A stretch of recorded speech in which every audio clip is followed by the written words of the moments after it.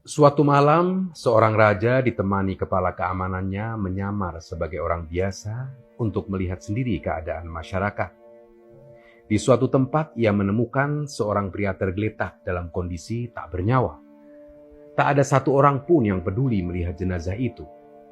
Raja memanggil beberapa orang dan bertanya, mengapa pria ini terbaring mati di tanah dan mengapa tidak ada yang peduli? Di mana keluarganya? Mereka menjawab, dia hanya seorang pemabuk dan pezina. Bukankah dia juga umat Rasulullah? Sekarang bantu aku membawanya ke rumahnya, ucap raja dengan nada marah. Akhirnya ia bersama beberapa orang membawa mayat almarhum ke rumahnya. Begitu sampai, semua orang langsung pergi.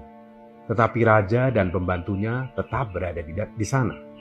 Ketika istri pria itu melihat mayat suaminya, ia menangis lalu berkata, semoga Allah merahmatimu, wahai sahabat Allah. Aku bersaksi bahwa kamu termasuk orang-orang yang soleh. Raja heran mendengar ucapan itu. Bagaimana dia termasuk orang yang saleh? Padahal orang-orang mengatakan ini dan itu tentang dia. Bahkan tidak ada seorang pun yang mempedulikan dia setelah kematiannya, ucapnya. Sang istri menjawab, itulah yang kuharapkan. Suamiku pergi ke kedai minuman setiap malam dan membeli anggur sebanyak yang dia bisa. Kemudian dia membawanya pulang dan menuangkan semuanya ke saluran pembuangan, seraya berkata, hari ini aku menyelamatkan sebagian muslim. Dia juga pergi ke seorang pelacur, memberinya uang dan menyuruhnya menutup pintu kamarnya sampai pagi. Setelah itu, dia kembali ke rumah untuk kedua kalinya dan berkata, hari ini aku menyelamatkan seorang wanita muda dan seorang pemuda beriman dari keburukan. Orang-orang itu melihat suamiku setiap hari membeli anggur dan pergi ke pelacur.